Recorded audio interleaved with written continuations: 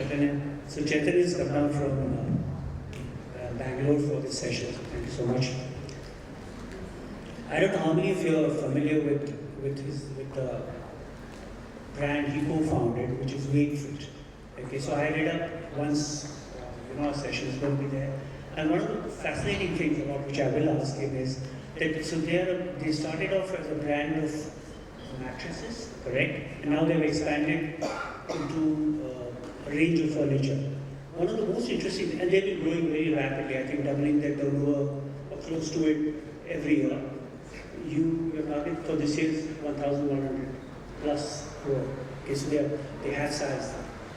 One of the really interesting thing I found in the course of reading up was the fact that their losses are negligible. I mean, you read a story about a funded startup and you say losses are negligible, you immediately say this is a typographical error. There has to be a mistake. It cannot be, they have to be, if there's rapid growth, they have to be losses, but apparently not in their case. Or if they're there, they're not. They started in 2016, okay? So I'm going to take it from here. One of the things is, a lot of startups, happen because of a founder's experience with something. Was that the case here? How did you guys think of this? How did it come about?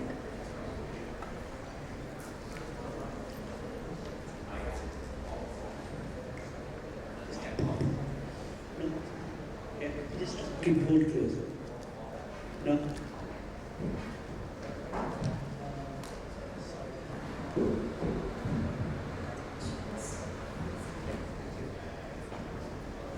Yes, how did the idea of mattresses come about?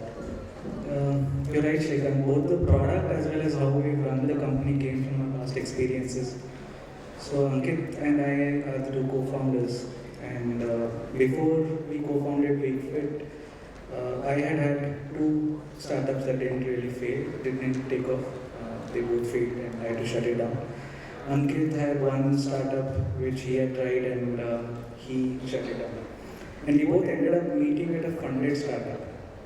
And I was VP operations and he was part of my team. And the reason we even connected, and even to this day we joke that the only difference between him and me other than the age gap is that he lost all his money in one startup. I managed to lose all my money over two startups.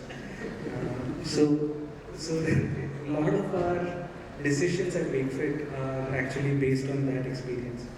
And here we were, having shut down our startups and working in a funded startup, and we found that companies were raising and blowing up the capital in order to chase a certain milestone for the next funding round, rather than on the business fundamentals.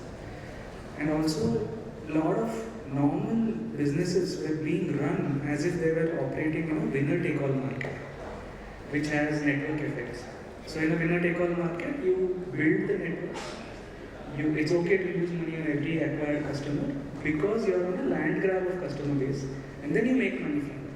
And there, even if you don't end up having a sizable chunk of the addressable market, you're in a bad situation.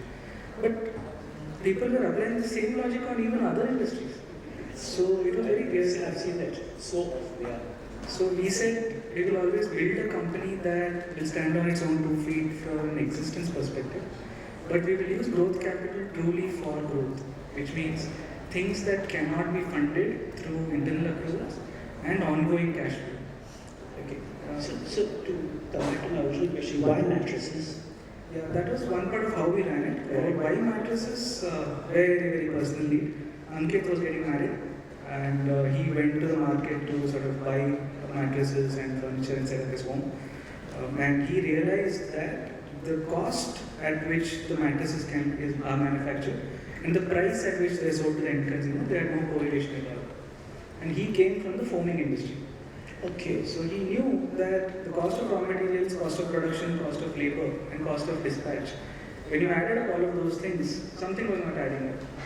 So he came to me, and I first thought that these companies are very profitable. So I went to their annual reports, tried to dig up the numbers, and found out that they weren't profitable. Okay, so the money was all going in channel. So tell me, why, so you were, I assume, doing well in mattresses, why did you expand to furniture? And the other related question, which is that the brand you have relates very well to mattresses, but not entirely to your entire range. So A, why did you expand into the other thing? Could you not have made a big success out of mattresses alone? What advantage is getting into other related products? So we ran only mattresses for about 2 years, 2016 to 18. And then we realized that we now have the ability to serve everything in the sleep space. So we expanded slowly into adjacencies in the bedroom space, which means bed sheets, comforters, pillows, so on and so forth. As we continue to do that, customers started sending us photos from other websites saying that, hey, I bought this bed from this site. For this bed, what is the right mattress? What thickness, what dimensions? Can you help me? And by the way, why are you not selling beds? So we said, okay, slowly the demand kept on increasing. Then we said, what if we also get into manufacturing bed frames? And we know manufacturing, we know distribution, we have our own D2C channel. 65-70% of our revenue comes from our own D2C channel, which is not dependent on any marketplace. So can we use this to serve a larger need of the customer? So when you say D2C, this what you about online plus your own experiential stores? We have started experience centers only 6 months ago, but till that point when I said you're talking just your website? Just website. Okay. So 65-70% came from there. So we said there's significant traffic. Can we serve a larger part of the customer needs?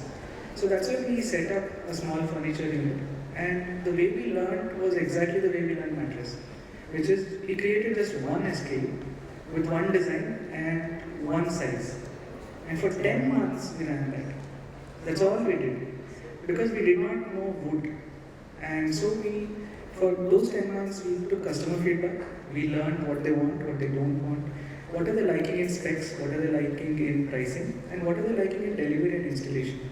Once we perfected that, we invested and set up India's largest furniture factory, spread over 600,000 square feet. Over 600,000 square feet? Where is this? Hosur. That was really last year, right? About 6 months ago. That is 6 months ago, yeah. I read the news, I know about that. So tell me, if you go back in time, how did you build trust in online purchase? You said 65-70% of the stuff was coming from there. This was not a dress, this was not a pair of sandals, right? This was a mattress, okay? I mean, this is the stuff you spend 8 hours of your day on. Even in, I think, dealerships, I've seen people go and sit, they can't lie down, they feel awkward about it, but they will keep on doing this, trying to figure is this mattress okay or not, and they can't make up their mind. How did you manage to sell this product online? So we did two things. Initially, the first couple of years, it was predominantly building word of mouth. So March 2016, when we incorporated, till August 2017, we did not even have a Google ad account or a Facebook ad account. We were completely broke, no money to run any marketing. So all we did was to focus only on customer experience. Can we give them a delightful customer experience, address every single anxiety that they have during purchase and post-purchase? And can we give them more value-added inputs? For example, we were one of the first companies to have 3 or 4 post-sales calls, which did not have any cross-selling, any upselling, nothing. We would call the customer and say, this is how you use the mattress. This is how you are going to be able to take care of the hygiene of the mattress. If your baby pees on it or some liquid is spilled, this is how you take care. And this is what you need to do in order to extend the life of the mattress. Thank you for your time. That's all. Customers were just so surprised that they started writing reviews. They said all sellers just sell and forget about us. These guys are calling and not even selling anything more. They just said thank you. So that became a delight factor and we built a lot of reviews. But then in 2017 we took a bet and said we will do a 100-day trial policy based on science. Okay. So what you just now outlined as the purchase behavior, we only were able to understand that by going to stores and actually interviewing a lot of consumers. And science has shown that whether you like a mattress or not is only going to be known by you after having slept on it for 14-15 days at a stretch. Okay. So whatever you told that they touch, they lie down for 5 minutes is actually a story that you're telling yourself. that this felt better than this. Yeah, absolutely. So we said if we are backed by science, we should really put our mouth where our money is. And we should enable them to try it in the privacy of their home. And please note, we were bootstrapped back then, which means we were super worried and we lost a lot of sleep. We were concerned that if return rates are similar to apparel, which is 25-30%, then we are screwed. So, and we are bootstrapped, no backup. So we said, but as a digital company, we have to take those risks. So we launched the 100-day trial policy, which became an industry standard now. People followed what we were doing, and customers love it. Because like I told you, if two people are sleeping on the same mattress, each of them has a vastly different experience of the mattress. Somebody may like it on day one, somebody may like it on... So what kind of returns did you have? 3%. It was 3% then? Is it still 3%? It's a steady 3%, and this is what took us by surprise.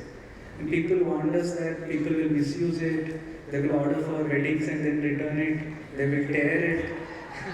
So, people really did warn us. But one thing we realized was 99% of rules are made for 1% of bad actors. That's very well said, yeah. The rest of the people are genuine middle class people like us. They want to buy a product, they like it, keep it.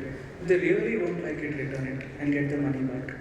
So we get returns within 14-15 days. Refunds are seamless. And so that became a COD equivalent for our industry. Really, but do you wonder about your brand, the name Wakefit, because it applies so closely to mattresses and now you're all kinds of other furniture? So in 2020, when we wanted to launch furniture, we had the same dilemma. And every time we have a dilemma, there's a simple answer: go talk to customers. So I spoke to about 100 customers, Ankit spoke to about 100. Our leadership team spoke to another 200, 300.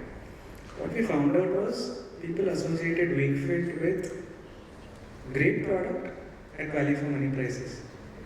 Then second association was mattress. Third association was sleep. And the fact that we had never gone on ATL ended up working as a blessing for us.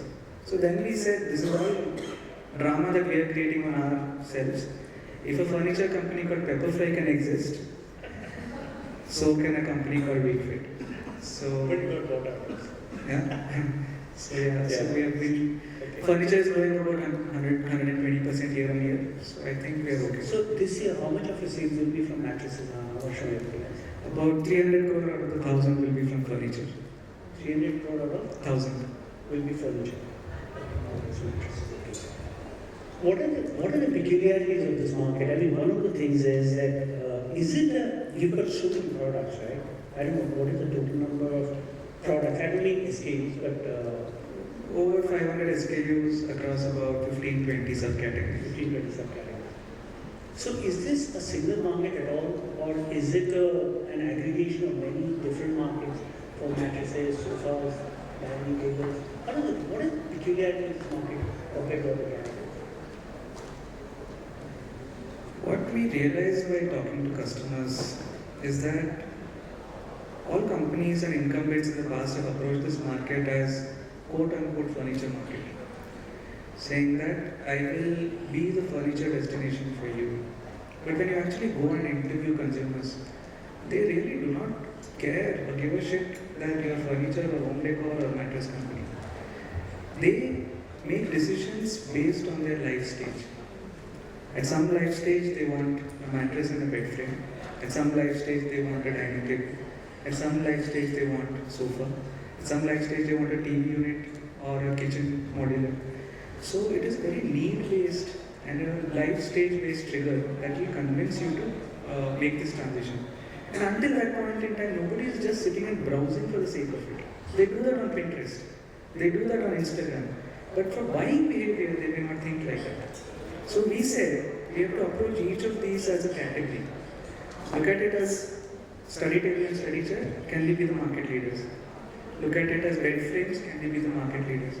So we have taken an approach of disaggregating the overall home and saying that category by category, if somebody searches, we should have the best product, best reviews, and best delivery experience.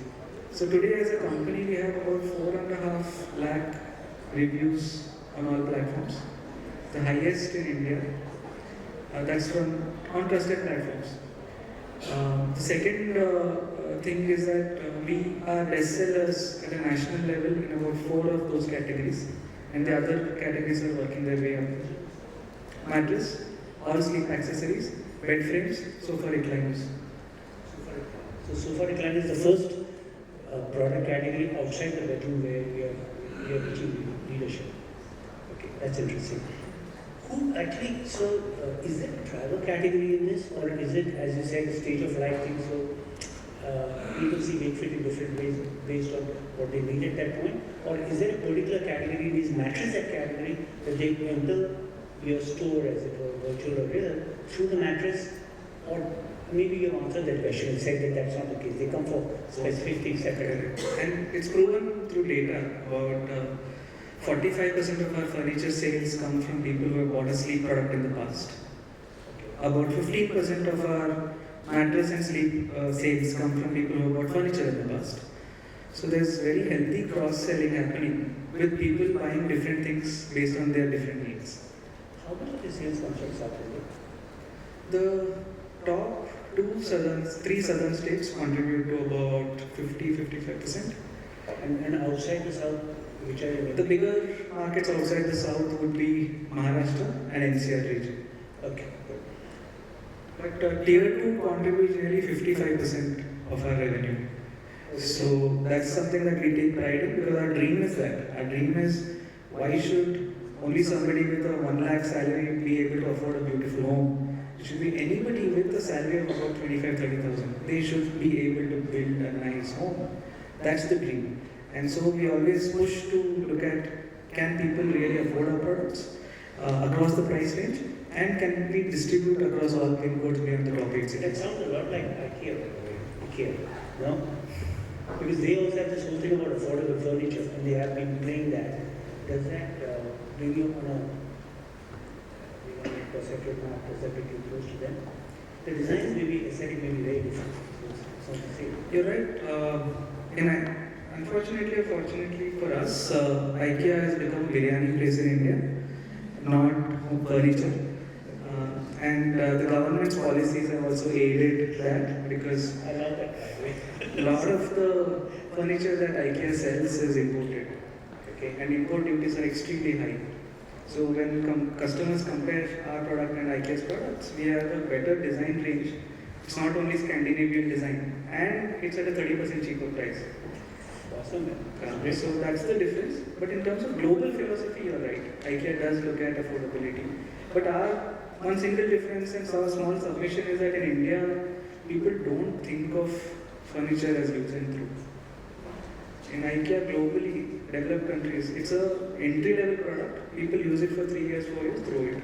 In India, they buy it and they want to maintain it. So our focus is, can you give affordability, but with the same 5-10 year durability that customers want. Okay.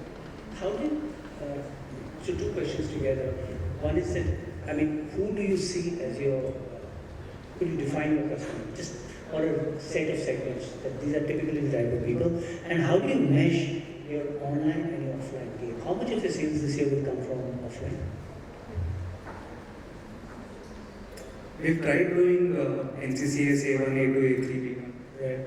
We've tried doing cities, Tier 1, Tier 2, and so forth. We've tried doing income levels. Okay. And we've failed spectacularly at all of this. Okay. I think the way we define our customers is based on a psychographic profile.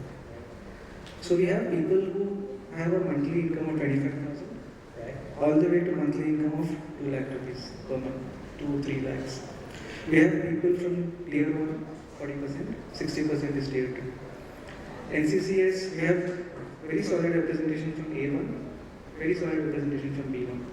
So what it means is, it's a psychographic profile of people saying, no matter what I'm doing in my life, I'm the kind of person who will go and get a good deal on what I want. I'll find the right product, which is an expression of myself, but at a price point that makes me feel smart. Think of them as buyers of Xiaomi. Think of them as buyers of Xiaomi. Okay. Think of them as buyers of Jio. Think of them as buyers of Amazon. These are all companies which do the same. No matter, even if you're earning 5 lakhs a month, you still go to Amazon because it's amazing selection and a good price point. It's the same philosophy. So we have products that are super expensive. Some of our sofas are 60,000, some of our sofas are 20,000. But each of those at that category are one of the best products at one of the lowest price points. So that's how we have sort of segmented. So how do you, my second part of my question, how do you measure your online and your offline presence? I mean, how do you measure? And are the customers different? Are they similar?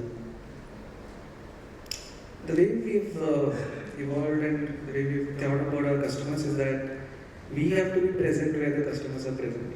And for mattress, we became the industry leader by converting the behavior from offline to online. Okay. And we were able to crack it through the 100-day trial policy because there's a lot of experiential angle to the product. Okay. But in furniture, there's no experiential angle. You like it, you take it. There's no thing where you take it home and say, oh, I'm not liking the comfort of this coffee table. So what ends up happening is people want to touch and feel for different reasons in furniture, which is, will it go with the rest of my look? Sorry, just 1 minute. Sorry, there's an issue there. Yeah, Sure. Will it go with the rest of the home? Is this a right representation of me? Is it a manifestation of how creative I am? So people think on those lines. So that's the reason we finally went offline about February of this year. And currently monthly revenue about 10% is coming from just the stores. And there's a huge amount of in-store influence online purchase or online influence store purchase which is happening together. So 3-year projection is that nearly 50% of our sales will come from offline channel. by then 3 years, how many, you have about 20 outlets now, right? 10. You have 10, I'm sorry. You have 10. How many would you have in 3 years' time? I don't know. People ask us 5-year projections, but it's basically an Excel exercise. But yes, Excel hallucination. But if you ask me about end of this financial year, it will be about 25. End of next financial year, it will be about 50. That's very rapid actually. So does that mean your online, I don't know what your sales targets are, is online revenue slowing down? And that's why you're pushing into offline? Not at all. The ticket sizes are going up in offline. So imagine a customer coming and buying one product at a time over 6 months, getting faith in the product, getting faith in the company. Now they go to the store and make 3 purchases at one time. That's what we're observing. Okay. So I started introducing you and your company by saying that one of the most remarkable things I found from what I read was your losses have been minimal. I don't know what they're like this year because they're doubling, I think if I remember, from 450 crore or so. Last year was 636 crore. We're getting to 1100 crore, right? How will you manage to do that? You have pretty big growth, right? And yet your losses have stayed controlled. I've almost never seen it in funded companies. Very rare. Yeah, I think I told you about why we make these decisions. We are crazy frugal on one side and crazy aggressive on one side. Recently we moved from the HUL coffee machine in our office to a Kothas coffee machine in our office because we realized that it saves about 5 paise per cup that their employees are drinking. On the other hand, ATL, the very first year that we did about 60 crores of spending. So I think you'll find a bit of split personality in us. Very optimistic, very paranoid, very frugal, crazy aggressive. But the belief is that once you solve problems with data and logic, capital should be deployed to scale the solution. Never deploy capital to solve a problem. I think that's the fundamental difference. And every single decision has a very strong element of business finance. Saying, are we deploying the capital in the right way, in the right problem? If yes, can we convince each other, not based on gut feel, but on data, and then take those decisions? So this year also we will be somewhere around -4%, -5%, which is barely, till about 18 months ago we were tax-paying, EBITDA positive company. How embarrassing. And you won't believe it, we used to go to these fundraising meetings and they would say, boss, why are you paying tax? Use that money and grow it up in marketing. At least build a brand. But we wouldn't spend that money until we had conviction on anything. So, Okay. And the cost of customer acquisition, how has that pattern changed over the years? it has steadily gone up. Okay. The online, what Google and Facebook are charging, and all of you will resonate with this. It's a bloody pain, and as your size increases, you end up paying more and more and more. So one thing that we've always done is to think of D2C not as our website. D2C for us is owning the customer relationship. So whether we sell on Amazon or Flipkart or our website, the one thing that we want is the customer's phone number, address, and their name. Because that becomes the snowball on which you are able to generate retention. So currently, every month, about 35% of our revenue comes from repeat customers. And as the lakhs and lakhs of customers that buy from you becomes bigger and bigger, and the snowball of what you can access becomes larger, you're able to monetize them better. Okay. There was I think, are we run out of time? There's some problem. Okay, sorry, there's a problem.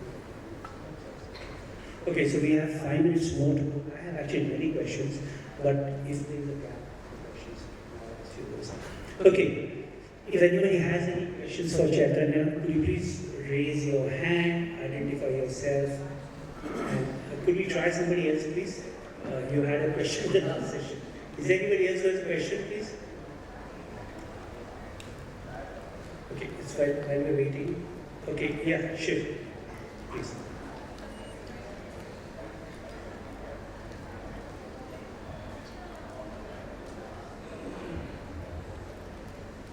Hi, Chaitanya. Thank you for taking the time today. A very useful conversation. A quick question around, how you're approaching the market for furniture, which you mentioned Pepperfry earlier. Obviously, this is a market that a lot of people are going after. The furniture market. It's a big ticket item. People spend quite a bit of money in their house on furniture and furniture-related products. How are you positioning yourself differently than the other players that are in the market? Pepperfry or others. What makes you distinguished relative to the others? And how does that then come across in your marketing? Positioning comes much later. What we realized was that the furniture value chain had not been solved in India. Everybody was trying to use existing value chain, which is very inefficient, small factories in Jodhpur, or importing furniture from China, Malaysia, Vietnam, paying the import duties, and then trying to sell what they have rather than understand the consumer needs. So what we have done is the exact reverse. We said we have to be full stack, from understanding consumer design requests to designing it, prototyping it, engineering it, manufacturing it, delivering it, and installing it. So in these 6 steps, we have literally solved every one of these from the ground up. And I'll give you a small example. We realized that carpenters in India, there are not enough of those skilled carpenters across the country. And everybody is using those small companies that they tie up with. That costs about 1,000 rupees per installation. We said we'll go skill people, and we onboarded about 350 or 400 semi-skilled people, paid them stipend in something called Wakefit Gurukul, trained them, moved them from uncertain daily wage to a structured fixed and variable salary, and now they're all over the country installing our furniture. So we are solving the hard problems first, which is manufacturing, designing, installing, and then positioning is happening on its own, which is great product at value for money. Because we believe that brand is something that people talk about when you are not in the room. So positioning comes much later. We are solving the harder problems first. Thank you. I think we have time for one more question. If you don't have any, then I think I'd like to ask you this. You have chosen to, like I was reading about your plant in Brazil, right? You can turn out some 5,000 sofas or beds per day, right? And 2,000, I forget the figures, 5,000, 3,000, 2,000. I remember this. Sofas, dining tables, and bed frames, correct? What kind of, why do you think, I mean it's an unfair question to ask, why do you think nobody else tried this before? Why has everybody, and by the way, this market has been around, Pepperfry was there, Ladder was there, right? There were others as well. Why nobody has tried manufacturing, really make in India at this scale? Has anybody? Manufacturing is not glamorous. That's true. You have to sit in the factory, no AC, no cabin, no chamber, nothing. You have to sit in the dust, you have to sit in the mud. You have to deal with labor problems. You won't believe the kind of things that we face. One day, some laborers spotted a snake outside the factory. They said, it's inauspicious, I will not work for half a day. Just lost half a shift. Some government department that you've never heard of will wake up and one day come and either penalize us or ask us for bribe. You just won't believe the kind of things that are there in manufacturing. So everybody has been building this category thinking that it can be built by staying in a nice AC office in Bombay or Bangalore. And I'm going to survive. And I don't want to name the company, but the largest furniture company, we are 3 times their size. And more people know that brand than us. We are 3 times the size in revenue. Does that bother you? Not at all. I'm super happy because brand in this category is when people have a trigger and then they search for you. Brand in this category is not just top of mind browsing. So I'd rather be this than that. Great. It's been a really very refreshing chat. It's quite different from the many other conversations I've had. It's been wonderful having you. Thank you so much.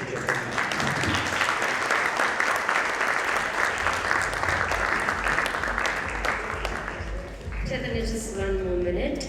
Can we have a quick picture together first, and then we have a token of appreciation from our partner Z Media.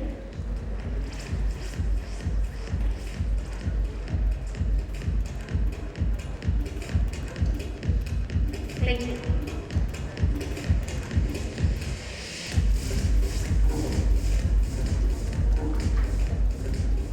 Thank you, gentlemen. Now, that was an interesting conversation. I'm sure you want to sync all that information and insights that's just been shared